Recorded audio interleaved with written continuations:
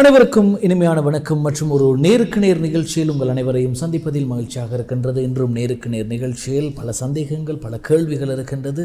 அனைத்தையும் பற்றி பேசலாம். வாருங்கள், நிகழ்ச்சிக்குள் போகலாம். பொதுவாக கடந்த நேருக்கு நேர் பகுதிகளில் நாங்கள் அரசியல்வாதிகளை அழைத்திருந்தோம். நாடாளுமன்ற உறுப்பினர்கள், உள்ளூராட்சி மன்ற உறுப்பினர்கள், மாகாண சபை உறுப்பினர்கள் என்று பலரை அழைத்திருந்தோம். ஆனால் இன்று நாங்கள் இந்த நேருக்கு நேர் நிகழ்ச்சியில் பேசப்போவது வேலையற்ற பட்டதாரிகள் தொடர்பாக பேசப்போகின்றோம்.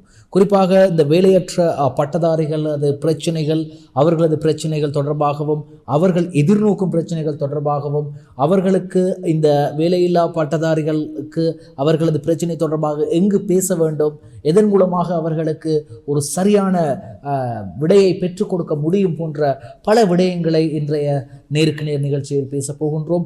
அதற்காக நாங்கள் சந்திக்க போவது வேலையற்ற பட்டதாரிகள் ஒன்றிணைந்த மையத்தின் ஏற்பாட்டாளர் மகேஷ் அம்பிட்டிய அவர்களை. ஐபோன் மகேஷ் அம்பிட்டிய. ஐபோன் மகேஷ் அவர்களிடம் பல கேள்விகளை நாங்கள் கேட்கப் போகின்றோம். அந்த கேள்விகளை முதலாவதாக நான் தமிழில் கேட்டு அதற்கு பிறகு அவரது மொழியான சகோதர சிங்கள மொழியிலே நான் அந்த கேள்விகளை அவருக்கு தெரிவிப்பேன். அதற்கு பிறகு அவர் அளிக்கும் பதில்களை நீங்கள் சிங்கள மொழியில் அவர் අලිக்கும் பதில்களை தமிழ் මொழியிනூடாக நீங்கள் கேட்டுக்கொள்ளலாம். පළවෙනිම මම අන්න තියෙන ප්‍රශ්නයක් තියෙනවා මේ ඔගොල්ලන්ගේ මේ එකමුතුව ගැන, නැත්නම් ඔගොල්ලන්ගේ මේ මධ්‍යස්ථානය ගැන පොඩ්ඩක් කියන්න. முதலாவதாக அவரிடம் நான் கேட்க இருப்பது, இந்த வேலையற்ற பட்டதாரிகள் ஒன்றிணைந்த மையத்தை பற்றி உங்களது அபிப்பிராயம். இந்த வாய்ப்பை எங்களுக்கு தந்த டான் டிவி நிறுவனத்துக்கு முதலில் எங்கள் நன்றிகளை நாங்கள் தெரிவித்துக் கொள்கின்றோம். வேலையில்லா பட்டதாரிகள் ஒன்றிணைந்த அமைப்புக்கு இந்த வாய்ப்பை வழங்கியமைக்கு உங்களுக்கும் எங்களது நன்றிகளை இந்த நேரத்திலே நாங்கள் தெரிவித்துக் கொள்கின்றோம். நீங்கள் என்னிடம் கேட்ட கேள்வி, எப்படி இந்த வேலையில்லா பட்டதாரிகள் ஒன்றிணைந்த அமைப்பு எப்படி உருவாகியது, இதன் வரலாறு என்பதை பற்றி தான் நீங்கள் கேட்டீர். இந்த அமைப்பு உண்மையில் எப்படி உருவாகியது என்றால், வேலையில்லா பட்டதாரிகள் ஒன்றிணைந்த மத்திய நிலையம் என்றுதான் உருவாகியது. அதாவது நம்ம சமூகத்தில் இருக்கக்கூடிய வேலையில்லாத பட்டதாரிகளுக்காகவே இது உருவாக்கப்பட்டது. அவர்களுக்கு நிறைய பிரச்சனைகள் இருந்தது. காரணம், அவர்களுக்கு வாழ்க்கையில் நிறைய பிரச்சனைகள் ஏற்பட்டது. ஒரு நல்ல தொழில் கிடைக்காததான். பல்கலைக்கழகங்களில் ஒரு பட்டத்தை பெற்ற பட்டதாரிகளுக்கு இது மிகவும் சிரமமாக ஒரு காலமாக அமைந்தது. 1999ஆம் ஆண்டுதான் முதலாவது போராட்டத்தை நாங்கள் களமிறங்குகின்றோம். வேலையில்லா பட்டதாரிகள் அமைப்பு ஒன்றிணைந்து இந்த போராட்டத்தை நடத்தியது. இந்த நாட்டில் இருக்கக்கூடிய வேலையில்லா பட்டதாரிகள் தொடர்பான பிரச்சனைக்கு ஒரு வரலாறு சிறப்புமிக்க கதைகள் இருக்கிறது. 1999ஆம் ஆண்டு பிரசன்ன தோழர் தான் இதற்கு முதலாவதாக அதற்கான அடித்தளத்தை இட்டார். அதன் ஒரு பிரதிபலிப்பாகத்தான் 11,000 பட்டதாரிகளுக்கு வேலை கிடைத்தது. ஆனால் அதுவரை இந்த அரசாங்கமோ எந்த அரசாங்கமோ வேலையில்லா பட்டதாரிகளுக்கு வேலையை பெற்றுத்தர வேண்டும், இந்த நாட்டின் அபிவிருத்தியில் அவர்களையும் இணைத்துக் கொள்ள வேண்டும் என்று எப்போதும் யோசித்ததே கிடையாது. ஆகவே தான் எங்களுக்கு இதற்கான ஒரு தேவைப்பாடு ஏற்பட்டது. எப்படியாவது இப்படி வேலையில்லா பட்டதாரிகள் ஒன்றிணைந்த அமைப்பு என்ற ஒன்றை உருவாக்க வேண்டும், அதன் மூலமாக நாங்கள் வேலை பெறுவதற்காக போராட வேண்டும் என்று. இந்த நாட்டு மக்கள் அனைவருக்கும் தெரியும், 2004ஆம் ஆண்டு தான் அதிகப்படியான வேலையில்லா பட்டதாரிகளுக்கு தொழில் கிடைத்த ஒரு ஆண்டாக இருக்கின்றது 2004ஆம் ஆண்டு. அதற்கு தலைமைத்துவத்தை வகித்தார் சந்தன சூர்யாராச்சி என்ற ஒரு சகோதரர், ஒரு தோழர் தான் அதற்கான தலைமைத்துவத்தை வைத்தார். அந்த பகுதியில் உங்களுக்கு தெரியும், அந்த காலப்பகுதியில் ஏராளமான பட்டதாரிகள் தொழில் இல்லாமல் கஷ்டப்பட்டு கொண்டிருந்தார்கள். தொழில் இல்லாமல் கஷ்டப்படும் பட்டதாரிகளின் எண்ணிக்கை அதிகமாகியது. 45,000 வேலையில்லா பட்டதாரிகள் அந்த நேரத்தில் தொழில் இல்லாமல் கஷ்டப்பட்டு கொண்டிருந்தார்கள். சந்தன சூர்யாராச்சி தலைமைத்துவம் வைத்த அந்த போராட்டத்தின் போது கிட்டத்தட்ட 45,000 பேருக்கு 2004ஆம் ஆண்டு தொழில் கிடைத்ததை நாங்கள் மறந்துவிட முடியாது. இப்படி பார்க்கும்போது உங்களுக்கு நன்றாக தெரிகின்றது, தொழில் இல்லாமல் வேலையில்லா பட்டதாரிகள் இருக்கின்றார்கள், போராட்டம் நடக்கின்றது, அதற்கு பிறகு அவர்களுக்கு வேலை கிடைக்கிறது. 2008ஆம் ஆண்டு 1080 பேருக்கு தொழில் கிடைத்தது. 2012ஆம் ஆண்டு மீண்டும் அந்த தொகை அதிகமாகியது. நிறைய பேர் வேலை இல்லாமல் வேலையில்லா பட்டதாரிகள் அதிகமானதற்கு காரணமாக அமைந்தது. 2012ஆம் ஆண்டு 39,000 பேருக்கு தொழில் இல்லாமல் அவதி கொண்டிருந்தார்கள்.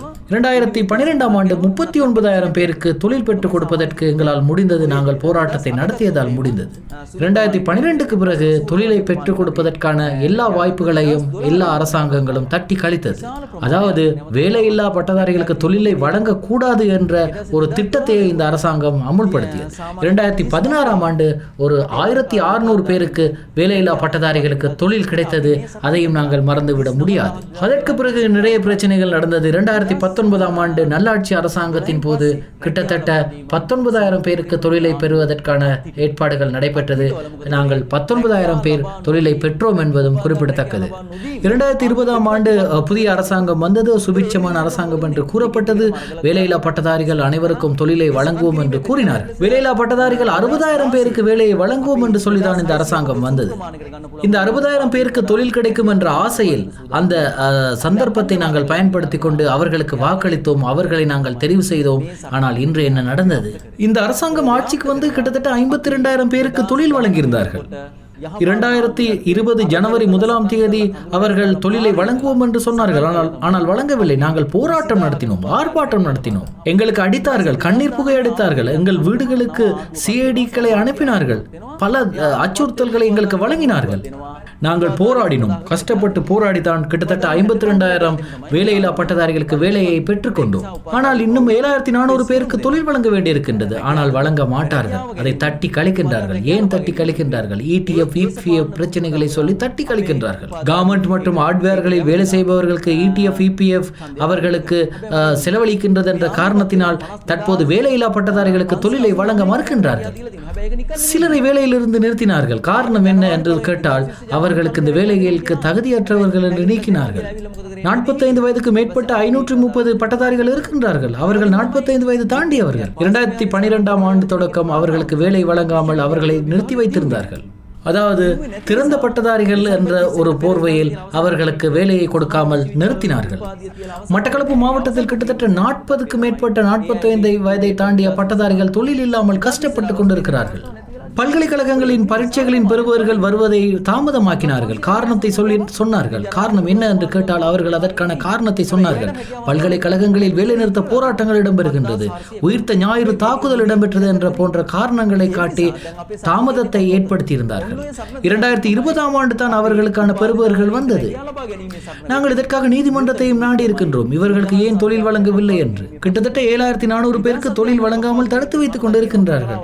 நாங்கள் இதற்காக போராடி கொண்டிருந்தோம். இந்த பட்டதாரிகள் எல்லோருக்காகவும் நாங்கள் போராடி கொண்டிருக்கும் போதுதான் இலவச கல்வி தொடர்பான பிரச்சனை வருகின்றது. இலவச கல்வியை இல்லாமலாக்குவதற்கான முயற்சிகள் இடம்பெற்று வருகிறது. இலவச கல்வியை தடுத்து நிறுத்துவதற்கான ஒரு சட்ட மூலத்தை கொண்டு வருகின்றார்கள். கொத்தலாவல சட்ட மூலம் என்ற ஒரு சட்ட மூலம். கொத்தலாவல சட்டத்திற்கு எதிராக நாங்கள் களமிறங்கினோம், நாங்கள் போராட்டம் நடத்தினோம், அதற்கு நாங்கள் தலைமைத்துவம் வகித்தோம். எமது வேலையில்லா பட்டதாரிகள் ஒன்றிணைந்த மையம் அதற்கான தலைமைத்துவத்தை வகித்திருந்தது. பாராளுமன்ற சுற்றுவட்டத்திலே நாங்கள் போராட்டத்தை நடத்தினோம். போராட்டத்தை நடத்தும் போதுதான் குஸ்வத்த மானாம தேரர் மற்றும் ஆசிரியர் தொழிற்சங்கத்தை சேர்ந்த பலரும் கைது செய்யப்பட்டார்கள். அவர்களை கைது செய்தது மட்டுமில்லாமல் அவர்களை நீதிமன்றத்தில் ஆஜர்படுத்தினார்கள். நீதிமன்றம் பிணையில் அவர்களை விடுதலை செய்தும் கூட அவர்களை இராணுவத்தினால் நடத்தப்படும் முகாம்களுக்கு அழைத்து சென்று அங்கே தனிமைப்படுத்தினார்கள். இதை நாங்கள் தனிமைப்படுத்தல் என்று சொல்ல முடியாது. இதை நாங்கள் சட்டவிரோதமாக பலவந்தகரமாக அவர்களை தடுத்து வைத்திருக்கின்றார்கள் என்று தான் சொல்ல வேண்டும். எங்களது வரலாறை எடுத்துக்கொண்டால் நாங்கள் பூக்களால் நடந்ததை விட முட்களால் தான் நாங்கள் நடந்திருக்கின்றோம் என்று உங்களுக்கு புரிந்திருக்கும். எனவே ஆகவே தான் இந்த வேலையில்லா பட்டதாரிகள் ஒன்றிணைந்த இந்த மையத்தை நாங்கள் ஆரம்பித்தோம். இன்னும் நாங்கள் போராடி கொண்டிருக்கின்றோம். அதை நான் இந்த நேரத்தில் உங்களுக்கு தெளிவாக நான் சொல்ல வேண்டும். மகேஷ் பல விடயங்களை தெரிவித்திருந்தார். எவ்வாறு இந்த வேலையற்ற பட்டதாரிகள் ஒன்றிணைந்த மையம் உருவாகியது, தற்போது இதன் பணிகள் என்ன, எவ்வாறு அரசுக்கு அழுத்தத்தை கொடுத்து கொண்டிருக்கின்றது என்று. இன்னும் ஒரு கேள்வி இருக்கின்றது மகேஷிடம் கேட்பதற்கு. මහේෂ් දැන් මේ වගේ අරගල කරනකොට උද්ඝෝෂණ කරනකොට ඒ වගේම පාරට බෑලා සටන් කරනකොට ඔබට යම්කිසි මුදලක් අවශ්‍ය වෙනවා ඒ වීදමට. கொய்ந்த முதல் லபாகண்ணே அதே கேள்வி நான் தமிழில் கேட்கின்றேன். அதாவது இந்த ஆர்ப்பாட்டங்கள் போராட்டங்கள் இவற்றை நடத்தும் போது அந்த அந்த செலவுகளுக்கு பணம் தேவைப்படுகிறது, அதை எங்கிருந்து பெறுகிறது? பிரேம் அவர்களே, இந்த கேள்வி சமூகத்தில் நிறைய பேருக்கு இருக்கக்கூடிய ஒரு கேள்வியாக இருக்கின்றது. நாங்கள் போராட்டம் செய்கின்றோம், நாங்கள் ஆர்ப்பாட்டம் செய்கின்றோம், ஆனால் நாங்கள் வேலை இல்லாமல் இருக்கின்றோம், எங்கிருந்து எங்களுக்கு சல்லி வருகின்றது என்று எல்லோரும் நினைக்கின்றார்கள். பாதி பேர் நினைக்கின்றார்கள் எங்களுக்கு வெளிநாடுகளிலிருந்து பணம் வருகின்றது என்று, NGOக்களில் இருந்து பணம் வருகின்றது என்று, பின்னாலிருந்து எங்களுக்கு நிறைய பேர் உற்சாகத்தை அளிக்கின்றார்கள் என்று நினைக்கின்றார்கள். அது தவறு. இல்லை, அப்படி இல்லை.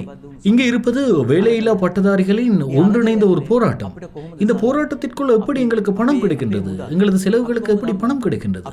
இப்பொழுது காலிக்காக ஒரு போராட்டத்திற்கு ஒரு கலந்துரையாடலுக்கு செல்கின்றோம் என்று வைத்துக் கொள்வோம். காலியில் உள்ளவர்கள் அவர்கள் ஒன்றாக காசு சேர்த்து எங்களுக்கு தருகின்றார்கள். அப்படி காசு சேர்த்து தான் அந்த அங்க இருக்கக்கூடிய சகோதரர்கள் எங்களுடைய கலந்துரையாடலுக்கு செல்லும் சகோதரர்களுக்கு பணம் தருகின்றனர். ஒரு போஸ்டர் அடிக்க வேண்டும், ஒரு பத்திரிகை அடிக்க வேண்டும் என்றால் கூட எங்களது இந்த பட்டதாரிகளிடம் தான் நாங்கள் பணம் பெற்றுக் கொள்கின்றோம். ஆம், நாங்கள் சேர்க்கின்றோம், உண்மைதான், நாங்கள் சேர்க்கின்றோம். யாரிடம் சேர்க்கின்றோம்? வேலையில்லா பட்டதாரிகளிடம் தான் நாங்கள் பணம் சேர்க்கின்றோம். நாங்கள் இந்த பாதைக்கு இறங்கி வீதிக்கு இறங்கி போராடுவது வேலையில்லா பட்டதாரிகள் கொடுக்கும் 20 ரூபாய் 30 ரூபாய் பணத்தை பெற்றுக்கொண்டுதான், அவர்கள் தரும் பணத்தை பெற்றுக்கொண்டுதான் நாங்கள் போராடுகின்றோம். சில நேரங்களில் பேருந்துகளில் செல்வதற்கு எங்களிடம் 20, 50, 60 ரூபாய் தான் கையில் இருக்கும். போவதற்கு வழி இல்லாமல் எவ்வளவு சிரமப்படுறோம். இதுதான் சொல்வது ஒரு தன்னம்பிக்கை என்று, ஒரு தைரியம் என்று. அந்த தைரியம் வேலையில்லா பட்டதாரிகளான எம்மிடம் இருக்கின்றது. இந்த சமூகம் எங்களுக்கு கற்றுத்தந்த பாடம் ஒன்று இருக்கின்றது. அந்த பாடத்தை எங்கள் மனதில் நாங்கள் வைத்துக் கொண்டுதான் நாங்கள் பயணிக்கின்றோம். எங்களோடு பணியாற்றும் பட்டதாரிகள் நிறைய பேர் இருக்கின்றார்கள். அவர்களோடு தான் நாங்கள் பயணிக்கின்றோம். இந்த நாட்டிலே, இந்த மாகாணங்களிலே, மாவட்டங்களில் இருக்கக்கூடிய, மாகாணங்களில் இணைக்கக்கூடிய, பிரதேசத்தை இணைக்கக்கூடிய ஒருங்கிணைப்பாளர்கள் நிறைய பேர் இருக்கிறார்கள். நாங்கள் எல்லோரும் வேலை செய்வதற்கான முக்கியமான காரணம் எங்களுக்கு கிடைக்கும் பணத்தை நாங்கள் உபயோகித்துதான், அதுவும் எங்களுக்கு கிடைக்கும் கொஞ்சம் பணத்தை வைத்துதான் நாங்கள் இந்த முயற்சிகளில் களமிறங்கி இருக்கிறோம். எங்கள் போனுக்கு ரீலோட் செய்வது யார்? எங்கள் போனுக்கு காசு போடுவது கூட பட்டதாரிகள்.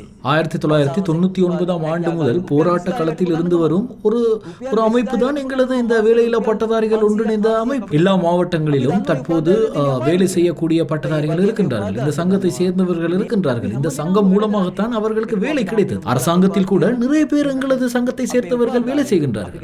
எல்லா பட்டதாரிகளும் எங்களுக்கு உதவி செய்கின்றார்கள். 2018, 2019 ஆண்டுகளில் தொழிலை பெற்றவர்கள் 20,000 சம்பளத்தை வாங்குபவர்கள் எங்களுக்கு உதவி செய்கின்றார்கள். 20,000 சம்பளம் எடுப்பவர்கள் மாதம் 500 அல்லது 600 ரூபாய் எங்களுக்கு தருகிறார்கள். எங்களுக்கு தெரியும் அந்த 20,000 அவர்கள் 500-600 ரூபாவை எங்களுக்கு தருவது கஷ்டம் என்று. இருந்தாலும் கூட அவர்களுக்கு தெரியும் எவ்வளவு கஷ்டப்பட்டு இந்த தொழில் அவர்களுக்கு கிடைத்தது என்று. நாங்கள் எவ்வளவு கஷ்டப்படுகின்றோம் என்று அவர்களுக்கு நன்றாக தெரியும். ஒரு சாப்பாடு பார்சலை நாங்கள் எல்லோரும் சேர்ந்து சாப்பிட்டு தான் இந்த போராட்டத்தை, இந்த ஆர்ப்பாட்டத்தை நடத்துகின்றோம். எங்கிருந்தும் எங்களுக்கு இந்த பணம் கொட்டி கொண்டு வருவதில்லை. நாங்கள் பணம் பெற்றுக்கொள்வது பட்டதாரிகளிடமிருந்து. வேலையில்லா பட்டதாரிகளது பர்சில் இருக்கக்கூடிய 20-30 ரூபாயை பெற்றுதான் நாங்கள் இதை நடத்துகின்றோம், இந்த அமைப்பை நடத்துகின்றோம். அதே போன்றுதான் இப்பொழுது எங்கள் சங்கத்தின் மூலமாக, எங்கள் அமைப்பின் மூலமாக வேலை கிடைத்தவர்கள் பலர் தற்போது தொழில்களில் இருக்கின்றார்கள். அவர்கள் கொடுக்கும் பணத்தில் தான் நாங்கள் இந்த அமைப்பை நடத்துகின்றோம். முதலாவதாக ஒன்றை புரிந்து கொள்ள வேண்டும், அவர்களது கடமை என்று ஒன்று இருக்கின்றது. அவர்களுக்கு வேலை கிடைத்தது எப்படியோ அவர்களை போன்று கஷ்டப்பட்டவர்கள் இன்னமும் இருக்கின்றார்கள். அவர்களுக்கு தான் வேலை தேவை. அதுதான் எங்களுடைய அமைப்பின் செயற்பாடுகளை முன்னெடுப்பதற்கு எங்களுக்கு உதவியாக இருக்கிறது. எங்கிருந்து பணம் பெறுகின்றார்கள் என்று கேட்ட கேள்விக்கு மகேஷ் அம்பிப்பிட்டி அவர்கள் ஒரு பதிலை அளித்திருந்தார்.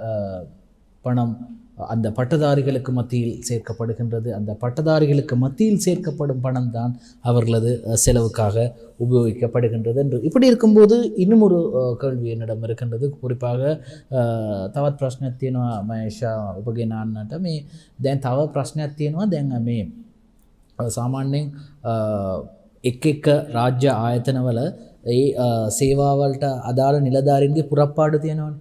ඒ පුරප්පාඩු කීයක්ද තියෙන්නේ කියන லைஸ்துவாக் ඔයගොල්ලන් ගාව තියෙනවද? அடுத்ததாக அந்த கேள்வி நான் தமிழில் கேட்கின்றேன். குறிப்பாக அரச நிறுவனங்களில் இருக்கக்கூடிய இந்த அதிகாரிகளது குறைபாடுகள், சேவையாளர்களது குறைபாடுகள் தொடர்பாக ஒரு பட்டியல் உங்களிடம் இருக்கிறது? இப்படி கேட்டால் உண்மையில் நாங்கள் தற்போது ஆளுநர்களை சந்தித்து வருகின்றோம். எல்லா மாகாணங்களில் இருக்கக்கூடிய ஆளுநர்களை சந்தித்து நாங்கள் வருகின்றோம். வடமத்திய மற்றும் மத்திய மாகாணங்களில் உள்ள ஆளுநர்களை நாங்கள் எங்களுடைய சகோதரர்கள் சந்தித்து வருகின்றார்கள். அவர்களிடம் பல விவரங்களை திரட்டி வருகின்றார்கள். எல்லா ஆளுநர்களையும் சந்தித்து அந்தந்த மாகாண சபைகளுக்கு சென்று அங்கு ஆசிரியர்கள் பற்றாக்குறை தொடர்பாக நாங்கள் தற்போது கேட்டு வருகின்றோம். ஆளுநர்களிடமும் அதே போன்று மாகாண சபைகளிடமும் இது போன்ற விவரங்களை நாங்கள் கேட்டறிந்து வருகின்றோம். அதே போன்று இந்த அரசாங்க நிறுவனங்களில், அரசாங்க திணைக்களங்களில் எவ்வளவு குறைபாடுகள் இருக்கின்றது, வெற்றிடங்கள் இருக்கின்றது. இந்த வெற்றிடங்களை நாங்கள் தற்போது கேட்டு வருகின்றோம். தகவல் அறியும் சட்டத்தினூடாக கூட நாங்கள் கேட்டுக்கொண்டிருக்கின்றோம். எங்களுக்கு தகவலை தாருங்கள், எத்தனை வெற்றிடங்கள் இருக்கின்றது, எத்தனை பதவி வெற்றிடங்கள் இருக்கின்றது போன்ற விவரங்களை நாங்கள் அவர்களிடம் கேட்டுக்கொண்டிருக்கிறோம். கடந்த காலங்களை போன்று இந்த அரசாங்கம் அறிவித்து உள்ளதன்படி தற்போது உங்களுக்கு தெரியும், இந்த அமைச்சரவையின் ஊடக பேச்சாளராக இருக்கட்டும், அதே போன்று அமைச்சரவையின் முக்கிய உறுப்பினர்களாக இருக்கட்டும், அமைச்சுக்களின் முக்கிய அதிகாரிகளாக இருக்கட்டும், அவர்கள் கூறுகின்றார்கள் ஆசிரியர் பற்றாக்குறை கிட்டத்தட்ட 60,000 ஆசிரியர்களுக்கான பற்றாக்குறை வெற்றிடங்கள் இருப்பதாக தெரிவிக்கின்றார். அதே போன்று இந்த அரசாங்க திணைக்களங்களை எடுத்துக்கொண்டால் அங்கேயும் வெற்றிடங்கள் இருக்கின்றது என்று சொல்கின்றார்கள். அரசாங்க திணைக்களத்திலும் ஏராளமான பதவி வெற்றிடங்கள் இருக்கிறது. எங்களுக்கு இது தொடர்பான சரியான ஒரு அட்டவணையோ அல்லது சரியான ஒரு பட்டியலோ இல்லை. சாதாரணமாக இந்த நிறுவனத்தில் இத்தனை வெற்றிடங்கள் இருக்கின்றது என்பது தொடர்பாக எங்களிடம் எந்த ஒரு அட்டவணையும் தற்போதைக்கு இல்லை. அதே போன்று நாங்கள் தற்போது பிரதேச செயலாளர்களினூடாக, அதே போன்று உள்ளூராட்சி மற்றும் அரச நிர்வாக அமைச்சினூடாக தற்போது நாங்கள் கேட்டுக்கொண்டிருக்கின்றோம் எத்தனை வெற்றிடங்கள் இருக்கின்றது என்று எங்களுக்கு சொல்லுங்கள் என்று. அதே நேரத்தில் அரசாங்கமே கூறியிருக்கின்றது தற்போது 60,000 ஆசிரியர்களுக்கான வெற்றிடங்கள், ஆசிரியர்கள் பட்டதாரிகளுக்கான வெற்றிடங்கள் இருப்பதாக அரசாங்கமே கூறியிருக்கிறது. அதனை உத்தியோகபூர்வ அறிக்கையை பெறுவதற்காக நாங்கள் தற்போது முயற்சிகளை செய்து வருகிறோம். இப்படி இருக்கும்போது இந்த கொரோனா சுகாதார பிரிவினரால் விடுக்கப்பட்டிருக்கக்கூடிய இந்த கொரோனா அச்சுறுத்தல், அதே போன்று கொரோனா நடைமுறைகள், கொரோனா COVID-19 கைட்லைன்ஸ் என்று கூறப்படுகின்ற இந்த COVID-19 திட்டத்தின் கீழ் அல்லது அந்த சுகாதார நடவடிக்கைகளின் போது தனிமைப்படுத்தல் சட்டத்தை பயன்படுத்தி இந்த ஆர்ப்பாட்டங்கள் தடுக்கப்படுகின்றது. அது சம்பந்தமான ஒரு கேள்வி ஒன்று இருக்கின்றது. மகேஷ் அம்பிපිටියவிடம் கேள்வி கேட்பதற்கு දැන් මේ නිරෝධාන නීති රීතිය යොදවලා උද්ඝෝෂණය නතර කරන්න පුළුවන් කියලා දැන් කියනවානේ. ඒ වගේම මාජන ආරක්ෂක ඇමති ඇඩ්මිරල් සරත් වීරසේකර මහතා කියනවා ප්‍රසිද්ධියෙන්ම කියනවා උද්ඝෝෂණ කරුවොත් අපි අත්අඩංගුවට ගන්නවාමයි කියලා. එතකොට දැන් ඔබලා හිතනවාද මේකට විසඳුමක් එයි කියලා? නැත්නම් මේ කොරෝනා ඉවර වෙනකන් ඔයගොල්ලන් උද්ඝෝෂණය කරන්න ඉන්න ඕනේ. அதே கேள்வி நான் தமிழில் கேட்கின்றேன். போலீஸ் மக்கள் பாதுகாப்புத்துறை அமைச்சர் அட்மிரல் சரத் வீரசேகர பாராளுமன்றத்தில் குறிப்பிடுகின்றார், கண்டிப்பாக ஆர்ப்பாட்டங்கள் செய்வோர் கைது செய்யப்படுவார்கள் என்று தெரிவிக்கின்றார். எனவே இந்த தனிமைப்படுத்தல் சட்டத்தை பயன்படுத்தி இவை தடுக்கப்படுகின்றதா என்ற கேள்விக்கு மகேஷ் பதிலளிப்பார். பிரேம் அவர்களே, உங்களுக்கு தெரியும் இந்த தனிமைப்படுத்தல் என்பது எதற்காக? தனிமைப்படுத்தல் என்பது உலகம் பூராகவும் தற்போது தனிமைப்படுத்தப்பட்டு வருகின்றது. இந்த தனிமைப்படுத்தல் சட்டம் எதற்காக என்றால் கொரோனா பரவுவதை தடுப்பதற்காகத்தான் இந்த தனிமைப்படுத்தல் சட்டம். அதாவது கோவிட் பரவலை தடுப்பதற்காகத்தான் இந்த தனிமைப்படுத்தலை பாவிக்க வேண்டும். எங்கெங்கெல்லாம் கோவிட் பரவுகின்றதோ அதை தடுப்பதற்காகத்தான் இதை பாவிக்க வேண்டும். இங்கே எப்படி இந்த நடைமுறைப்படுத்தப்படுகின்றது? அதாவது தனிமைப்படுத்தல் என்பது இங்கு எப்படி நடைமுறைப்படுத்தப்படுகின்றது என்றால் ஆர்ப்பாட்டங்களையும் அதே போன்ற போராட்டங்களையும் தடுப்பதற்காக தனிமைப்படுத்தல் சட்டம் நடைமுறைப்படுத்தப்படுகிறது. அது பிழையான விடயம் தானே? அது அப்படி செய்வது சரியில்லை தானே? இந்த அரசாங்கத்திற்கு உடம்பு மட்டுமா இருக்கின்றது, மூளை இல்லையா, தலை இல்லையா? அதாவது உடம்பு மட்டும் தலை இல்லாமல் உடம்பு மட்டும் உண்டம் மட்டும் இருக்கும் ஒரு அரசாங்கமா என்று எங்கள் கேள்வி எழுப்ப தோன்றுகின்றது. தலை இல்லையா இந்த அரசாங்கத்திற்கு? உண்மையில் உங்களுக்கு செய்ய வேண்டியது ஒரே ஒரு விடயம் தான். ஆர்ப்பாட்டம் எதற்கு நடக்கின்றது? ஆர்ப்பாட்டம் நடப்பதை தடுக்க விடாமல் ஆர்ப்பாட்டம் நடப்பதை நீங்கள் செய்ய வேண்டியது இந்த ஆர்ப்பாட்டம் நடப்பதை தடுங்கள். தடுத்து ஆர்ப்பாட்டம் நடப்பதை தடுக்க முடியும் என்றால் அதை செய்யுங்கள். யாருமே பாதைக்கு வர மாட்டார்கள். ஆர்ப்பாட்டங்களை நடத்தவே இல்லை, எந்த ஒரு காரணமும் இல்லை. எங்களை கைது செய்வதற்காக திட்டத்தை தீர்க்கின்றார்கள். அது நன்றாக எங்களுக்கு தெரிகிறது. நீங்கள் எங்களுடைய ஆர்ப்பாட்டங்கள் போராட்டங்களுக்கு வந்து பாருங்கள். நாங்கள் தனிமைப்படுத்தல் சட்டத்தை சரியாக நடைமுறைப்படுத்தியிருக்கிறோம். நாங்கள் ஒரு மீட்டர் இடைவெளியில் இருந்து இருக்கின்றோம். மீட்டர் இடைவெளி, சமூக இடைவெளியை கடைபிடித்திருக்கிறோம். எங்களை கைது செய்வதற்கு அவர்களுக்கு எந்த ஒரு காரணமும் இல்லை. கொஸ்வத்த மானாம தேரரை கைது செய்கின்றார்கள். அவர் யார்? கொஸ்வத்த மானாம தேரர் என்பவர் எங்களுடைய வேலையில்லா பட்டதாரிகள் ஒன்றிய அமைப்பின் முக்கியமான ஒரு நிர்வாகத்தில் இருக்கின்றார். தனிமைப்படுத்தல் சட்டத்தை கடைபிடித்து நடத்திய ஆர்ப்பாட்டத்தில் தான் மானாம தேரர் கைது செய்யப்படுகிறார். இந்த தனிமைப்படுத்தல் சட்டத்தை முற்றுமுழுதாக புறக்கணித்தவர்கள் யார்? கடைபிடிக்காதவர்கள் யார்? போலீசும் அவர்களை சுற்றி இருப்பவர்கள். அவர்கள் தான் என்ன செய்தார்கள் என்றால் தனிமைப்படுத்தலில் இருப்பவர்களை அதற்குள் கொண்டு வந்தார்கள். ஆனால் யாரை கைது செய்ய வேண்டும்? போலீசில் உள்ளவர்களை. தனிமைப்படுத்தல் சட்டத்தை மீறியவர்கள் யார்? அவர்கள் தான் தனிமைப்படுத்தல் சட்டத்தை மீறினார்கள். எங்கள் தரப்பில், எங்களது அமைப்பில் யாருக்கு சரி ஒருவருக்கு இந்த கொரோனா தொற்றினால் இதற்கு முழு பொறுப்பையும் இந்த போலீசாரும் அரசாங்கமும் எடுக்க வேண்டும். அவர்கள் தான் முழு பொறுப்பையும் எடுக்க வேண்டும். நாங்கள் எங்களுடைய தனிமைப்படுத்தல் சட்டத்தை காப்பாற்றி தான் நாங்கள் எங்களுடைய போராட்டங்களை நடத்தி இருக்கின்றோம். நாங்கள் இந்த தனிமைப்படுத்தல் சட்டத்தை சரியாக முறைப்படி அனுசரித்து அந்த நடவடிக்கைகளுக்கு அமைய நாங்கள் நடந்திருக்கின்றோம். நாங்கள் எதற்காக எங்களை கைது செய்கின்றார்கள்? சரி, நாங்கள் ஆர்ப்பாட்டம் நடத்தியதற்கு தான் எங்களை கைது செய்கின்றார்கள். உங்களுக்கு தெரியும், கடந்த 8ஆம் தேதி பசில் ராஜபக்ச பதவி பிரமாணம் செய்து கொண்டார். பசில் ராஜபக்ச அவர்கள் பதவி பிரமாணம் செய்யும் போது ஒவ்வொரு சந்தியாக பாட்சோர் சாப்பிட்டார்கள். பாட்சோர் சாப்பிட்டு கொண்டாடினார்கள். ஒவ்வொரு சந்திகளிலும் மக்கள் கூடினார்கள். ஒவ்வொரு முச்சந்திகளிலும் மக்கள் கூடி சிறப்பாக கொண்டாடினார்கள். வெடி போட்டார்கள், பட்டாசு கொளுத்தினார்கள். எங்கே உங்களது இந்த சட்டம்? எங்கே உங்களது இந்த தனிமைப்படுத்தல் சட்டம்? அதற்கெல்லாம் உங்கள் தனிமைப்படுத்தல் சட்டம் இல்லை. ஆனால் ஆர்ப்பாட்டங்கள் போராட்டங்களுக்கு உங்கள் தனிமைப்படுத்தல் சட்டங்கள் இருக்கிறது. வெசாக் மற்றும் போய தினங்களுக்கு பன்சலைக்கு செல்வதை தடுத்தார்கள். ஆனால் பசில் ராஜபக்ச பாராளுமன்றம் வருவதற்கு எல்லோருக்கும் சந்தோஷப்படுத்தி சந்தோஷமாக உற்சாகமாக இருப்பதற்கு அரசாங்கம் இடமளித்தது. அவர்கள் பணம் கொடுத்து கூட்டிட்டு வந்தவர்களாக இருக்க முடியும். உங்களுக்கு தெரியும், நீங்கள் ஒரு படித்தவர்கள், நீங்கள் ஒரு நல்ல அறிவுள்ள ஒரு சமூகம்.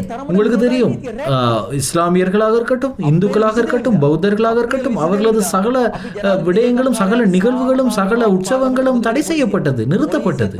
ஆனால் பசில் ராஜபக்ச பாராளுமன்றம் வரும்போது அது திறந்திருந்தது. அன்றைய தினம் எதற்கும் தடை இல்லை.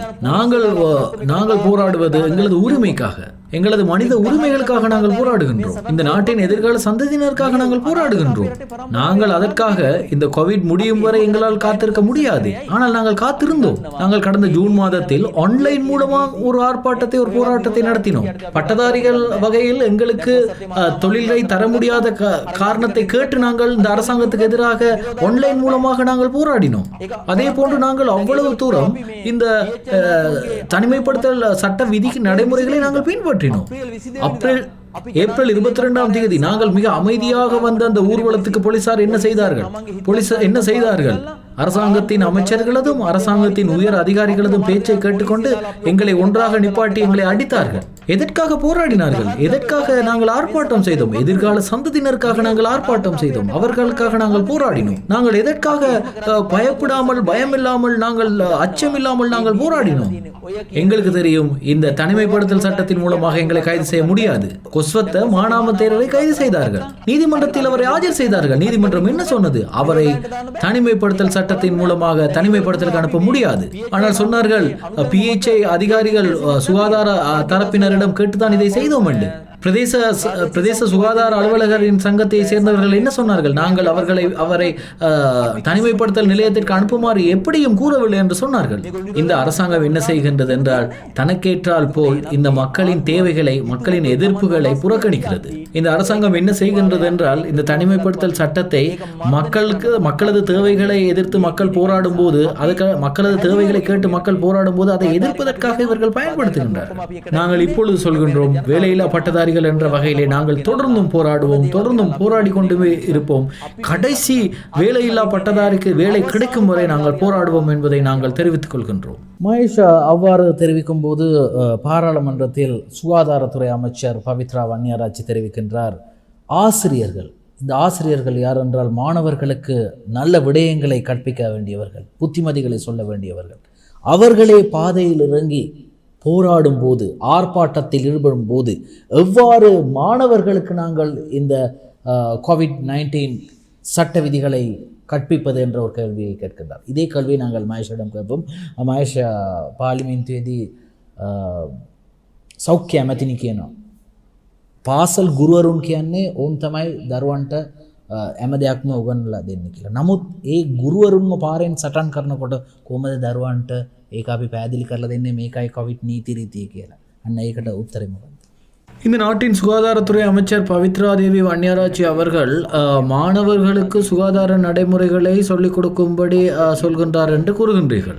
அதே அரசாங்கத்தின் ஊடக பேச்சாளர் குறிப்பிடுகின்றார், சிங்களத்தில் காலக்கண்ணி என்று சொல்வார்கள், அதாவது காலத்தை வீணடிப்பவர்கள் ஆசிரியர்கள், காலத்தை இல்லாமலாக்குபவர்கள் ஆசிரியர்கள் என்று இந்த நாட்டின் ஊடக பேச்சாளர், அமைச்சரவை ஊடக பேச்சாளர் சொல்கின்றார்.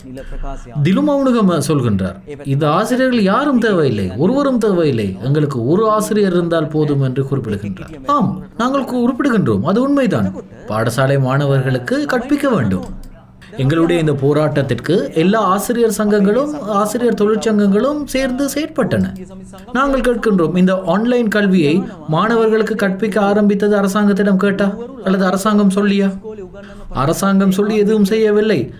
மாணவர்களுக்கு அன்புடைய, மாணவர்கள் மீது அன்பு வைத்துள்ள ஆசிரியர்களால் தான் இந்த ஆன்லைன் கல்வி மேற்கொள்ளப்பட்டது. மிக கஷ்டமான பிரதேசங்களில் இருக்கக்கூடிய ஆசிரியர்கள் கூட ஆரம்பித்தார்கள் ஆன்லைன் மூலமாக மாணவர்களுக்கு கல்வியை கற்றுத்தருவதற்கு. நாங்கள் கடந்த காலங்களில் ஃபேஸ்புக்கில் பார்த்தோம், முகப்புத்தகத்தில் பார்த்தோம். எப்படி என்றால், ஒரு பெரிய கல்லொன்றுக்கு மேல் ஏறி அங்கே ஒரு குடையை பிடித்துக்கொண்டு அந்த மரத்தில் போர்டுகளை கட்டி வைத்து, அதன் இல்லாமல் அங்கே பலகைகள் 2 வைத்து அதில் போனை கட்டிக்கொண்டு எவ்வளவு கஷ்டப்பட்டு படிக்கின்றார்கள் மாணவர்கள். அதற்கு பிறகு அரசாங்கம் இதை ஒரு கட்டளையாக்கியது, இதை ஒரு சட்டமாக்கியது, ஆன்லைன் கல்வியை. எங்களது ஆசிரியர்கள் இந்த ஆன்லைன் கல்வியை நடைமுறைப்படுத்துவதற்கு பிறகுதான் அரசாங்கம் இதை ஒரு சட்டமாக கொண்டு வந்தது.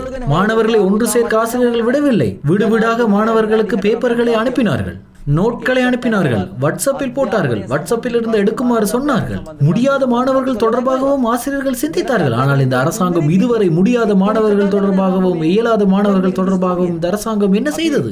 ஜனாதிபதி 69 நிமிடம் நாட்டு மக்களுக்காக பேசினார். அதில் ஒரு இடத்தில் கூட மாணவர்கள் தொடர்பாக அவர் பேசவில்லை. மாணவர்களது கல்வி பிரச்சனை தொடர்பாக பேசவில்லை. கஷ்டப்பட்ட இடங்களில் இருக்கக்கூடிய மாணவர்கள் தொடர்பாக பேசவில்லை. இந்த நாட்டில் 3 கல்வி அமைச்சர்கள் இருக்கின்றார்கள். இதில் ஒருவர் கூட ஒரு சரியான முடிவை வழங்கவில்லை. இதற்கான முடிவு என்ன என்பது தொடர்பாக நாங்கள் இந்த நாட்டில் இருக்கக்கூடிய சிவில் சமூகத்தின் ஊடாக நாங்கள் சொல்லியிருந்தோம், இந்த நாட்டின் கல்வியை மாணவர்களுக்கு தொலைக்காட்சி மூலமாக வழங்குங்கள் என்று. நாங்கள் இந்த நாட்டில் உள்ள மாணவர்களுக்கு சரியான விடத்தை கற்பித்திருக்கின்றோம், சரியான விடயங்களை கற்பித்திருக்கின்றோம். எங்களோடு ஒன்றாக போராட்டங்கள் நடத்திய ஆசிரியர்கள் எங்களுக்கு சொல்கின்றார்கள், அவர்களிடம் படிக்கும் மாணவர்கள் ஒரு போன் இல்லாமல் எவ்வளவு கஷ்டப்படுகின்றார்கள் என்று. ஆன்லைனில் படிப்பதற்காக போன் இல்லாமல் ஆயிரக்கணக்கான மாணவர்கள் கஷ்டப்பட்டு கொண்டிருக்கின்றார்கள். டேட்டா இருந்தால் சிக்னல் இல்லை, சிக்னல் இருந்தால் டேட்டா இல்லை. இப்படி பல பிரச்சனைகளை அந்த மாணவர்கள் எதிர்நோக்குகின்றார்கள். மன உளைச்சலுக்கு ஆசிரியர்கள் ஆளாகி இருக்கின்றார்கள். அந்த மன உளைச்சலோடு தான் அவர்கள் இணையத்தினூடாக படிப்பித்துக் கொண்டிருந்தார்கள். எங்களோடு ஒன்றாக போராடி தொழிலை பெற்ற ஒரு ஆசிரியை கூறுகின்றார், மகேஷ் அண்ணா, எங்களுக்கு ரொம்பவும் கஷ்டமாக இருக்கின்றது, நாங்கள் மிகவும் கஷ்டத்தில் இருக்கின்றோம் என்று ஒரு ஆசிரியை தெரிவிக்கின்றார். அவர் கூறுகின்றார், மாதம் சம்பளத்தை பெறும்போது மனதுக்கு மிகவும் கஷ்டமாக இருக்கின்றது, ஒன்றுமே செய்யாமல், எந்த வேலையும் செய்யாமல் சும்மா இருந்து கொண்டு நாங்கள் இந்த பணத்தை பெறுகின்றோம் என்று. நான் ஆன்லைன் வகுப்பு நடத்துகின்றேன், ஆனால் அதற்கு வரும் மாணவர்கள் 4 அல்லது 5 பேர் தான் வருகின்றார்கள் என்று அந்த ஆசிரியை கவலை அடைகின்றார். இம்முறை சாதாரண தர பரீட்சை எடுத்தும் மாணவர்கள் 3 அல்லது 4 பேர் தான் ஆன்லைன் வகுப்புக்கு வருகிறார்கள். அந்த ஆசிரியை அந்த மாணவர்களது வீடுகளுக்கு சென்று பார்த்திருக்கின்றார். அங்கே சென்றவுடன் தான் தெரிகின்றது அவர்களுக்கு ஒரு போன் கூட இல்லை என்று. போன் பெறுவதற்காக, போனை பெற்றுக்கொள்வதற்காக பணம் இல்லை. அன்றாடம் வாழ்க்கையில் சாப்பிடுவதற்கு கூட பணம் இல்லாமல் அவர்கள் கஷ்டப்படுகின்றார். அப்படி இருக்கும்போது எப்படி மாணவர்களுக்கு படிப்பிப்பது? இப்படித்தான் மாணவர்களிடம் ஆசிரியர்கள் தங்களது அன்பை பரிமாறிக்கொள்கின்றார்கள். எங்களோடு ஒன்றாக படித்த ஆசிரியர்கள் இப்படித்தான் அந்த அன்பை பரிமாறிக்கொள்கின்றார்கள். சுகாதார நடைமுறைகளை சரியாக ஆசிரியர்கள் பாடசாலைக்குள் பின்பற்றினார்கள். அது எங்களுக்கு நன்றாக தெரியும். நாங்கள் இப்பொழுது சுகாதார அமைச்சரிடம் கேட்கின்றோம், பாடசாலைகளை ஆரம்பித்தீர்கள், அந்த பாடசாலைக்கு தேவையான சுகாதார பிரச்சனைகள், சுகாதார நடைமுறைகளை மேற்கொண்டீர்களா? நடவடிக்கை எடுத்தீர்களா? சானிடைசர் கொடுத்தீர்களா? கொடுக்கவில்லை. டெப் ஒன்று போட்டு அதற்கு தண்ணீர் வரும்படி அதற்கான வசதிகளை செய்யவில்லை. நாங்கள் ஒவ்வொரு பாடசாலைக்கும் ஒவ்வொரு அறைகளை அமைக்க சொன்னோம். அவசரமாக ஒரு மாணவனுக்கு நோய் ஏற்பட்டால் சிகிச்சை அளிப்பதற்கு அந்த அறையையும் அவர்கள் ஏற்படுத்தி தரவில்லை. எங்களுடைய ஆசிரியர்கள் சொல்கின்றார்கள், எங்களுடைய பட்டதாரிகள் சொல்கின்றார்கள், ஒரு பாடசாலையிலே அந்த அறைக்கு தேவையான மெட்ரஸ் வசதி இல்லாததால் அந்த கிராமத்தில் உள்ளவர்கள் ஒன்றா பணம் சேர்த்து அந்த மெட்ரஸை பெற்றிருக்கின்றார்கள். எவ்வளவு ஒரு கஷ்டமான விடயம். என்ன கதைக்கின்றார் இந்த சுகாதாரத்துறை அமைச்சர்? மாணவர்களுக்கு ஒழுங்காக முகக்கவசத்தை கொடுத்தீர்களா? மாஸ்க் கொடுக்கவில்லை. மாணவர்களுக்கு எப்பொழுதும் மாஸ்க் கொண்டு கூட கொடுக்கவில்லை. மாஸ்க் கொடுப்பதற்கு நினைக்கவும் இல்லை. இந்த நாட்டில் இருக்கக்கூடிய மக்களுக்கு சுகாதார பழக்க வழக்கங்களை மறக்க செய்தது இந்த அரசாங்கம். உள்வரும் அழைப்புகளின் போது போனுக்கு ஒரு அழைப்பொன்று வரும், ஒரு பேச்சு ஒன்று நடக்கும், ஒரு பதிவு ஒன்று அதில் வரும். அந்த பதிவில் சொல்வார்கள், அந்த பதிவை, அந்த ஒளிப்பதிவை அகற்றிவிட்டார்கள். இப்படியெல்லாம் பழக்க வழக்கங்களோடு இருக்க வேண்டும் என்ற அந்த பதிவை அகற்றிவிட்டார்கள். ஏன் அகற்றினார்கள்? அவர்களுடைய வேலைகளை செய்வதற்காக அதை அகற்றினார்கள். இந்த அரசாங்கம் தனக்கு தேவையான ஒரு சுயநலவாத அரசாங்கமாக இருக்கின்றது.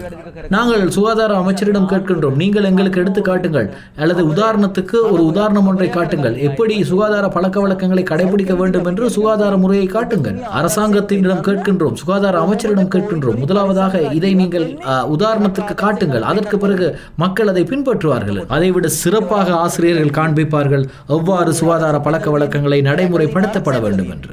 இதை இல்லாமல் ஆக்கியது இந்த அரசாங்கத்தில் இருக்கக்கூடிய சுகாதார தரப்பினரும் உள்ளே இருக்கக்கூடிய அதிகாரிகளும் என்பதை யாரும் மறந்துவிடக் கூடாது. வேலையில்லா பட்டதாரிகள் ஒன்றிணைந்த மையத்தின் ஏற்பாட்டாளர் மகேஷ் அம்பேபிட்டி அவர்களோடு பேசிக் கொண்டிருக்கின்றோம். நிறைய விடயங்கள் பேசிக் கொண்டிருக்கும் போது அடுத்ததாக ஒரு கேள்வி ஒன்று இருக்கின்றது. ஏதாவது ஒரு கட்சிக்கு சார்பாக நீங்கள் செயற்படுகின்றீர்களா என்ற கேள்விதான். தவத் பிரශ්නයක් තියෙනවා මහේෂ්. දැන් මේ ඔබගේ මේ රැකියා විරහිත උගලගේ මේ සංවිධානය කාට හරි පක්ෂයකට ඒ පක්ෂයේ ක්‍රියාකාරකම් වලට උදව් කරනවාද එහෙම නැත්නම් ඒ පක්ෂයට සහයෝගය පළ කරනවාද? එහෙනම් ඒ මොන පක්ෂය? அதாவது வேலையில்லா பட்டதாரிகள் ஒன்றிணைந்த மையமான எங்களது அமைப்பு, எங்கள் அமைப்பில் பணியாற்றும் அனைவருக்கும் அரசியல் இருக்கின்றது. ஒவ்வொரு அரசியல் தரப்பினரோடு தொடர்பு பட்டவர்களாகத்தான் நாங்கள் இருக்கிறோம். நாங்கள் சரியாக இந்த 4 பாதைகள் ஒன்றாக சேரக்கூடிய ஒரு சந்தியை போன்ற ஒரு சங்கம், அதாவது வேலையில்லா பட்டதாரிகள் ஒன்றிணைந்த சங்கம். 4 பாதைகளிலும் வருபவர்கள் இந்த சந்திக்கு வருகிறார்கள். ஒரு மத்திய நிலையத்தை அமைத்து நாங்கள் போராடுகின்றோம், நாங்கள் ஆர்ப்பாட்டங்களை நடத்துகின்றோம், நாங்கள் போராடுகின்றோம். அதற்கு பிறகு அவர்களுக்கு விரும்பிய பாதைகளில் செல்வார்கள். அதற்கான சுதந்திரம் எங்களுக்கு இருக்கிறது. அது போன்றுதான் சமீப காலத்தில் நடந்த இந்த போராட்டங்களுக்கு அரசியல் பின்னணி இருப்பதாகத்தானே கூறுகின்றார்கள். நாங்கள் இந்த நாட்டின் சுதந்திர கல்வியை அல்லது இலவச கல்வியை காப்பாற்றுவதற்கு தான் நாங்கள் போராடுகின்றோம். அதை அனைவருக்கும் தெரிந்த ஒரு விடயம். இந்த போராட்டத்தில் சகல உரிமையும் அல்லது இந்த போராட்டத்தை நடத்துவதற்கான சகல தகுதியும் யாருக்கு இருக்கின்றது? இந்த நாட்டில் இருக்கக்கூடிய பட்டதாரிகளுக்கு இருக்கிறது. ஏனென்றால் இந்த நாட்டில் இருக்கக்கூடிய பட்டதாரிகள் இலவச கல்வி மூலமாக பலனடைந்தவர்கள், பயனடைந்தவர்கள். அவர்களுக்கு தான் இதன் சட்டபூர்வமாக உரிமை இருக்கின்றது. சரியான போராட்டக்காரர்களாக இருக்க வேண்டியவர்கள் பட்டதாரிகளே. ஏனென்றால் அவர்கள் பெற்ற அந்த இலவச கல்வியை மற்றவர்களுக்கும் பெற்றுக் கொடுக்க வேண்டியது அவர்களது கடமை. எங்களுக்கு இப்படித்தான். எங்களுக்கு அரசியல் கட்சி எதுவாக இருந்தாலும் அவர்களது கொள்கை என்ன, அவர்கள் இதற்காக பாடுபடுகின்றார்களா, இதற்காக பேசுகின்றார்களா, இதற்காக எங்களோட ஆர்ப்பாட்டத்தில் இறங்குகின்றார்களா, அவர்கள் யாராக இருக்கட்டும், அவர்களுக்கு நாங்கள் உதவி செய்வோம். அது கட்சியின் நிறம், கட்சியின் கொடி, கட்சியின் சின்னம் எங்களுக்கு தேவையில்லை. ஆனால் அவர்கள் எங்களுக்கு போராட்டத்திற்கு உதவி செய்தால் நாங்கள் அவர்களுக்கு உதவி செய்வோம். எங்களது கொள்கைகளை ஆதரித்தால் அதற்கு நாங்கள் சார்பாக செயற்படுவோம். சாதாரணமான அந்த போராட்டத்திற்கு அவர்கள் உதவுகின்றார்கள் என்றால் அவர்களுக்கும் நாங்கள் ஆதரவு அளிப்போம். ஒரு அரசியல் கட்சிக்குள்ளும் எங்களை முடக்க பார்க்காதீர்கள், முடக்கம் செய்யாதீர்கள். எனக்கும் இருக்கின்றது, எனக்கும் ஒரு அரசியல் இருக்கின்றது. எங்களுடைய அமைப்பில் பணிபுரிபவர்களுக்கு வெவ்வேறான அரசியல் நோக்கங்கள் இருக்கின்றது, வெவ்வேறான அரசியல் செயற்பாடுகள் இருக்கிறது. ஆனால் எங்களது அரசியல் நோக்கங்களை பற்றி நாங்கள் இப்பொழுது பேசியதில்லை, அது எங்களுக்கு தேவையும் இல்லை. பட்டதாரிகளுக்காக அனுரகுமார் திசாநாயக்க பேசுகின்றார் என்றால் அதற்கு நாங்கள் ஆதரவு அளிப்போம், அவருக்கு நாங்கள் ஆதரவு செய்வோம். அதே போன்று பட்டதாரிகளுக்கு தொழிலை பெற்றுத்தர வேண்டும் என்று அரசாங்க தரப்பிலிருந்து ஒருவர் சொன்னால் அதையும் நாங்கள் ஆதரிப்போம், அதையும் நாங்கள் ஏற்றுக்கொள்வோம். சஜித் பிரேமதாஸ் அவர்கள் பட்டதாரிகளை அது வேலை தொடர்பாக கூறினால் அதையும் நாங்கள் ஏற்றுக்கொள்வோம்.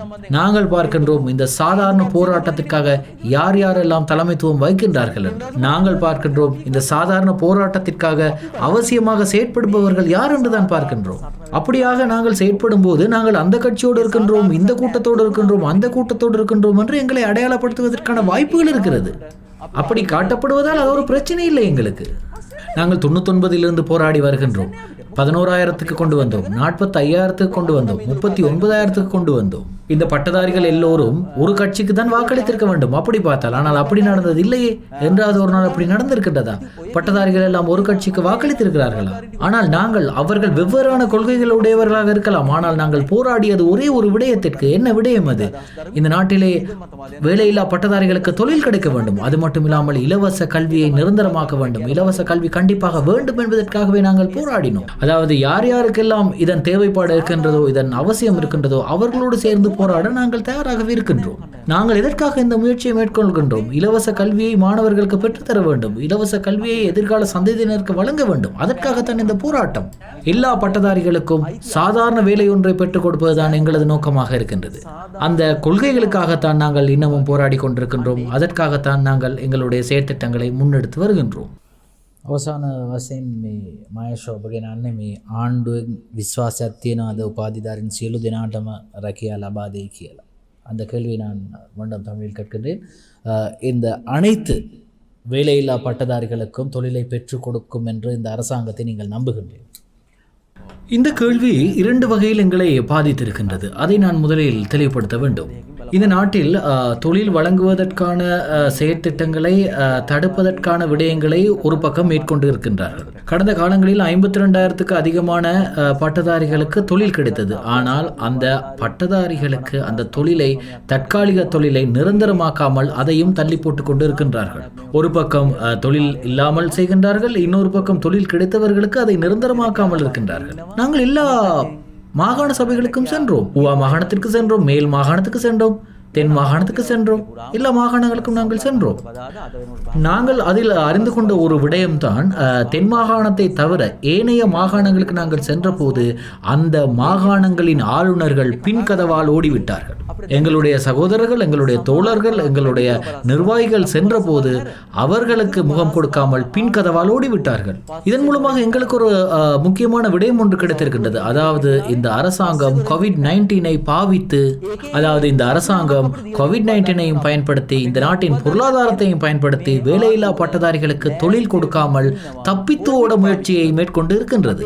99ஆம் ஆண்டு முதல் நாங்கள் போராடி வருகின்றோம். என்றாவது அவர்கள் தட்டில் தொழிலை வைத்து இதோ தொழில் இருக்கின்றது, வேலை செய்யுங்கள் என்று சொல்லவில்லை. நாங்கள் கடினமாக கஷ்டப்பட்டுத்தான் எங்கள் பட்டதாரிகளுக்கு தொழிலை பெற்றுக் கொடுத்தோம். நாங்கள் அரசாங்கத்தின் கைகளை பிடித்து, இறுக்கமாக பிடித்துதான் இந்த தொழில்களை பெற்றுக் கொண்டோம். அரசாங்கத்தின் கைகளில் தொங்கிக் கொண்டு தான் இந்த அரசாங்கத்திடமிருந்து நாங்கள் எங்கள் பட்டதாரிகளுக்கு வேலைகளை பெற்றுக் கொண்டோம்.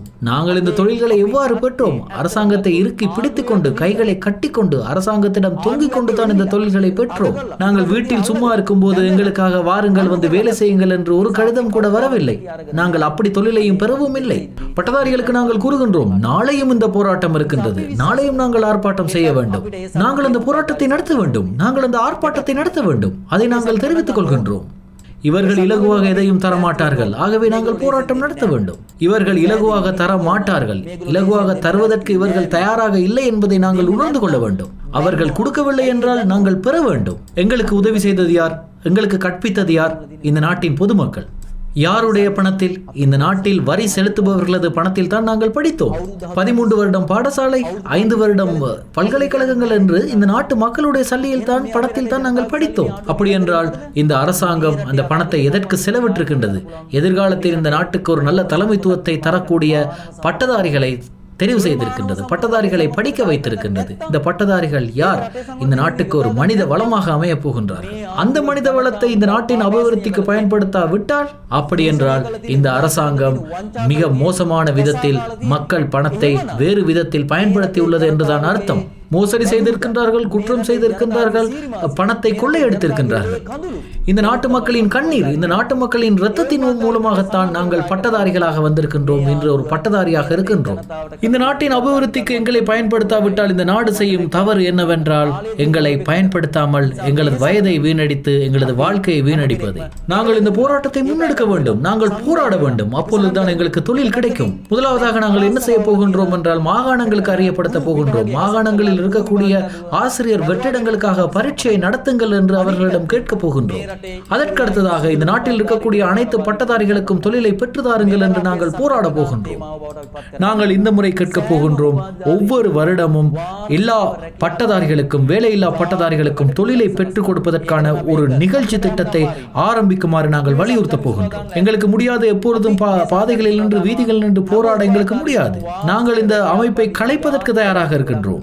எல்லா பட்டதாரிகளுக்கும் ஒவ்வொரு வருடமும் வேலையை பெற்றுக் கொடுப்பதற்கான ஒரு நிகழ்ச்சி திட்டத்தை இவர்கள் உருவாக்க வேண்டும் என்பதை இந்த நேரத்திலே நாங்கள் கூறிக்கொள்ள விரும்புகின்றோம். அதாவது பட்டதாரிகளுக்கு தொழிலை பெற்றுக் கொடுக்கும் போது அவர்களுக்கு தகுதியான, அவர்களுக்கு ஏற்ற தொழிலை பெற்றுக் கொடுக்க வேண்டும். கல்வி தகமைக்கு ஏற்றவாறு அவர்களுக்கு தொழிலை பெற்றுக் கொடுக்க வேண்டும். கான்களை சுத்தப்படுத்த கேட்டுகளில் காவலாளியாக நிற்பதற்கு எங்களுக்கு முடியாது. எங்களுக்கு தகுதியான தொழிலை பெறுவதற்கான முயற்சியையும் போராட்டத்தையும் நாங்கள் நடத்த வேண்டும் என்பதை இந்த நேரத்திலே தெரிவித்துக் கொள்கின்றோம். கடந்த ஏப்ரல் மாதம் 22ஆம் தேதி நாங்கள் ஜனாதிபதி செயலகத்துக்கு சென்றோம், ஒரு போராட்டத்தை நடத்தினோம். ஜனாதிபதியின் மேலதிக செயலாளர் சொல்லியிருந்தார், நாங்கள் ஒரு திகதியை பெற்று தருகின்றோம், இந்த கலந்துரையாடலுக்கு பேசி தீர்ப்பதற்கு ஒரு திகதியை பெற்று தருகின்றோம் என்று சொல்லியிருந்தார். ஏப்ரல் 30ஆம் தேதி இந்த நாடு மூடப்பட்டது. ஆகையால் எங்களுக்கு அதற்கான வசதிகள் கிடைக்கவில்லை, அந்த கலந்துரையாடலும் நடக்கவில்லை. நாங்கள் தொடர்ந்து கேட்டுக்கொண்டிருக்கின்றோம், ஆனால் ஜனாதிபதி செயலகம் இன்னும் திறக்கப்படவில்லை என்று அவர்கள் கூறுகின்றார்கள். நாங்கள் ஜனாதிபதிக்கு தெரிவிக்கின்றோம், இந்த அரசாங்கத்துக்கு தெரிவிக்கின்றோம். நாங்கள் யாரை கேட்டோம்? இந்த நாட்டின் நிர்வாகத்திற்கு பொறுப்பான அமைச்சரை. நிர்வாகத்திற்கு பொறுப்பான தொடர்பான அமைச்சின் செயலாளரை, நிதியமைச்சராக மஹிந்த ராஜபக்ச அவர்கள் அப்போது இருந்தார்கள். நிதியமைச்சரின் செயலாளரை கேட்டிருந்தோம், ஜனாதிபதி செயலாளரையும் கேட்டிருந்தோம். இந்த 4 பேருடன் பேச்சுவார்த்தை நடத்துவதற்கு தயாரா என்று சொல்லி நாங்கள் கேட்டிருந்தோம். நாங்கள் அவர்களிடம் கேட்டிருந்தோம், எங்களது உறுப்பினர்கள் 6 பேர் வருகின்றார்கள், உங்களுடன் பேசுவதற்கு தயாராக இருக்கின்றார்கள், எங்களுக்கு நிறைய பிரச்சனைகள் இருக்கின்றது, இதை பேசி தீர்க்க வேண்டும் என்று நாங்கள் கூறியிருந்தோம். 2020 இதுவரை மிகுதியாக இருக்கக்கூடிய தொழில் பெறுபவர்களுக்கு தொழிலை பெற்று தாருங்கள் என்று கூறியிருந்தோம்.